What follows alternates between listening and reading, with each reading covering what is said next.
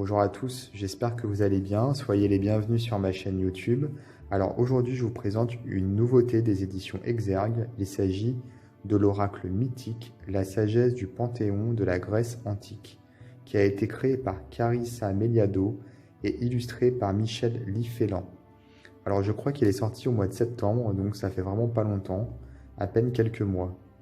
Donc ce coffret est composé de 45 cartes et d'un livret explicatif de 176 pages. Canalisez le pouvoir des dieux et devenez le héros de votre destinée. Ce coffret de 45 cartes magnifiquement illustrées vous invite à vous connecter avec la force primordiale des titans, des dieux, des créatures fantastiques et des héros légendaires. Vous découvrirez le pouvoir et la passion de Zeus, roi des dieux olympiens, les enseignements d'Achille, qui gagna la gloire au combat, mais aussi le courage et la compassion de Psyché, dont la beauté inspira le dieu de l'amour lui-même. Alors moi j'aime beaucoup ce jeu, vraiment, je le trouve très beau. Les cartes déjà elles sont très belles, vous allez le voir dans un instant. Mais en plus, ce qui me plaît particulièrement, c'est qu'il est bien construit, tout simplement puisque à chacune des cartes est attribué un dieu, ou bien une créature fantastique, ou un héros. Et le message que véhicule cette carte s'articule parfaitement avec la mythologie correspondant au dieu que cette carte reprend, ou à la créature que cette carte reprend. Et donc finalement, en utilisant le jeu, on apprend également sur la mythologie du Panthéon grec. Alors le livre, il est épais, hein, comme vous pouvez le voir, 176 pages. Et nous avons les cartes qui sont protégées dans une pochette en satin doré.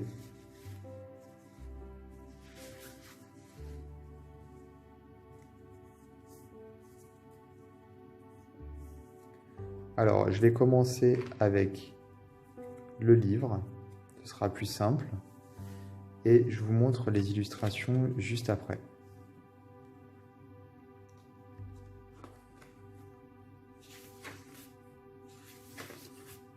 Alors, le sommaire, pour commencer, une introduction qui nous explique que finalement, la mythologie, les mythes grecs, sont là pour nous enseigner, peuvent nous servir d'enseignement dans notre vie moderne, puisqu'on retrouve toujours un petit peu la même construction, c'est-à-dire un voyage qui peut même être initiatique. Et lors de ce voyage, nous rencontrons un problème, un blocage, quelque chose, ou alors c'est une quête qui nous modifie, qui nous change. Et ensuite, nous avons le retour, donc le retour à la maison, le retour après le voyage. Donc, c'est-à-dire une fois qu'on a été changé par cette épreuve, par cette quête, il nous faut finalement s'adapter à notre nouvelle vie, puisque les gens autour de nous, notre environnement n'a pas forcément vécu la même chose, donc n'a pas forcément vécu le même changement. Donc si vous voulez, les mythes grecs donc, sont construits plus ou moins de cette façon-là, et on peut tout à fait adapter ce mode de construction à notre vie moderne, à notre vie actuelle. Donc en fait, ces cartes, elles sont là pour nous donner des messages, pour nous envoyer des messages qui sont bien entendu des messages bienveillants afin de nous aider dans notre démarche de développement personnel, mais on peut aussi tout à fait s'en servir pour faire de la voyance. Donc déjà, ça c'est important. Moi, je m'en sers même plus pour faire de la voyance qu'autre chose. Voilà, ça fait quelques semaines que j'utilise ce jeu et j'ai de très bons résultats en termes de voyance. Et bien entendu, en développement personnel, il fonctionne parfaitement également. Donc les cartes sont divisées en plusieurs catégories. Nous avons d'abord les dieux primordiaux, ensuite les titans, donc les titans qui sont issus des dieux primordiaux, et ensuite nous avons les olympiens, donc les olympiens qui sont les enfants de Chronos et Rhea, le roi et la reine des titans. Puis nous avons les êtres fantastiques et enfin les héros. Nous avons ici des tirages qui sont proposés, le tirage quotidien, le tirage de la nature à 3 cartes, le tirage pour les relations à 5 cartes, le tirage des archétypes à 6 cartes. Alors celui-ci je l'aime beaucoup, c'est le tirage du cycle. On a vraiment dans ce tirage une démarche qui se met en place un cycle. Donc ça nous accompagne en fait dans cette aventure, dans cette épopée. C'est ce que j'expliquais juste avant par rapport au mythe grec. Donc si on transpose ça à notre vie, voilà, ou à la vie du consultant, on a vraiment cet accompagnement avec ce tirage jusqu'à la 6e carte, donc la dernière carte qui correspond à la fin du cycle, donc au résultat. Ensuite, nous avons le tirage du héros que j'aime beaucoup également, qui est très intéressant. Donc voilà, j'aime les tirages qui sont proposés puisqu'ils sont vraiment adaptés au jeu. C'est pas juste des tirages basiques, ils ont été créés vraiment pour le jeu par l'auteur du jeu. Et ensuite, nous avons donc les significations des cartes et on commence avec les dieux primordiaux. Ici, Ouranos, le père. Donc, on a le mythe, c'est-à-dire à quoi correspond le dieu qui est représenté dans la mythologie grecque. Et ensuite, nous avons le message ici, donc par rapport à un tirage, donc comment interpréter la carte lorsqu'on tire cette carte. Et pour chaque lame, c'est la même chose. Ici, le mythe en quelques lignes, puis le message. Et j'aime beaucoup le fait que le mythe soit condensé en à peine quelques lignes, puisque ça nous évite de nous perdre. C'est vrai que les mythes concernant les dieux sont souvent très compliqués. Il y a beaucoup de filiations. On va se rendre compte que un tel va être le fils de tel dieu. Il va souvent avoir un enfant avec sa sœur ou avec un autre dieu, une autre déesse.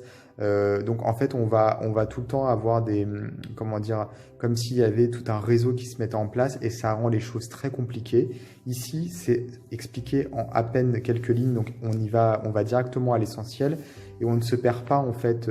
Alors bien sûr, c'est intéressant d'avoir tous les détails, mais pour utiliser le jeu, on n'est pas obligé. Si on a envie d'en savoir plus, on est libre de faire plus de recherches. Le plus important, j'ai envie de dire, c'est le message qui est ici transmis par la carte, puisque c'est ça qui va vraiment venir expliquer le tirage. Mais on a quand même le mythe qui est expliqué, ça c'est intéressant. Ensuite, nous avons les titans. Voilà, comme je disais, il y a plusieurs catégories de cartes. Puis nous avons ici les Olympiens. Ensuite, ce sont, je crois, les créatures.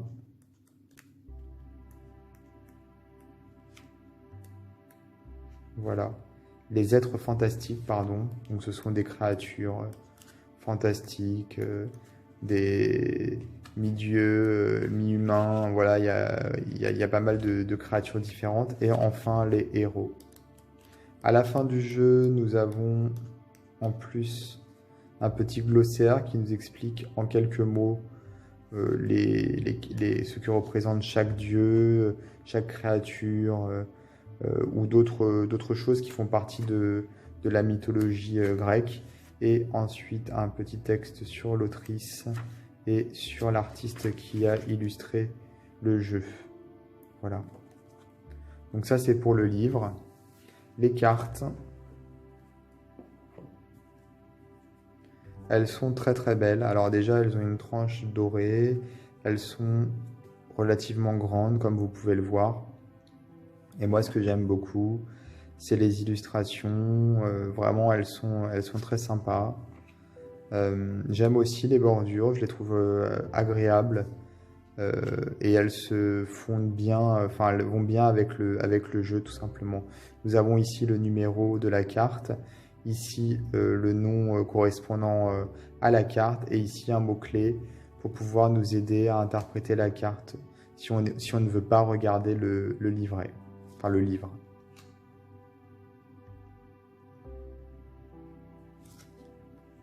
Chronos et Rhea, qui sont le roi et la reine des titans.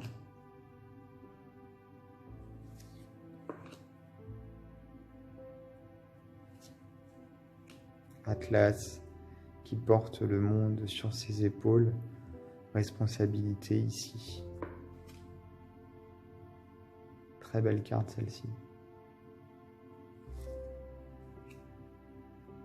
Séléné qui représente l'intuition et qui est souvent associé à la lune. Hélios, illumination.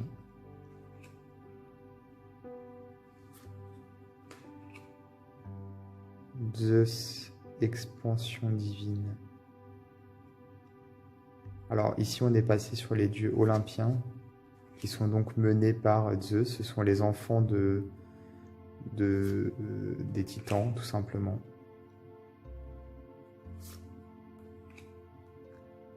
Hadès, l'enfer. Poséidon, le dieu des océans. Artémis, pureté. Apollon, que l'on connaît tous. Pan, qui est souvent associé au niveau du paganisme au dieu cornu.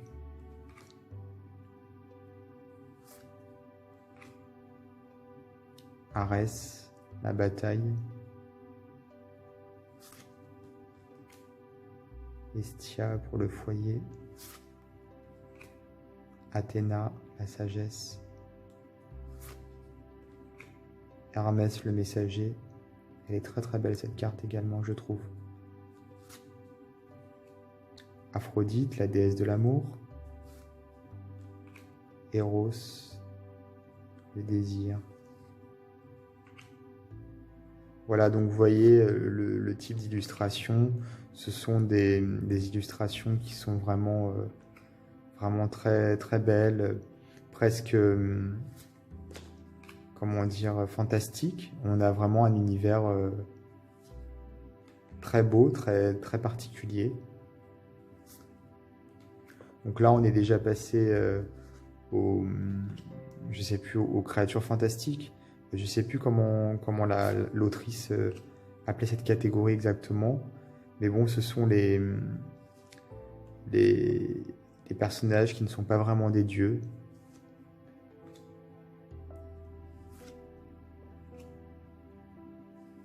Et nous avons bien entendu les héros. Ici.